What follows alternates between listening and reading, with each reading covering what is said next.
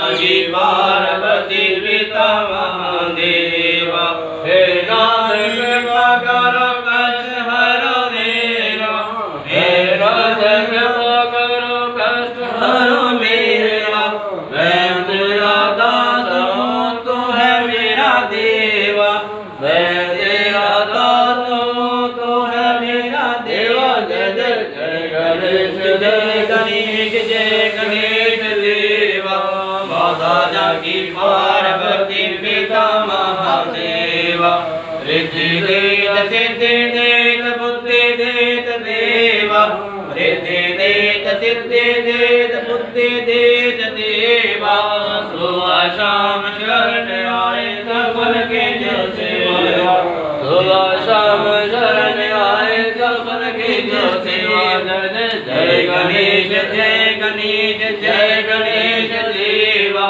माता जानकी पार्वती पिता महादेवा, माता जानकी पार्वती पिता महादेवा। गणपति भगवान की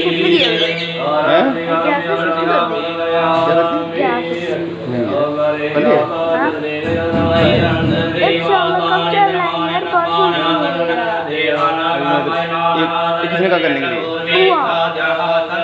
कब बोला वो?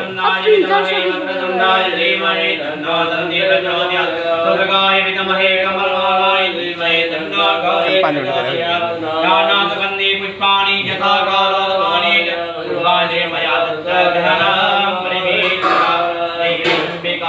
मंत्र पुष्पाले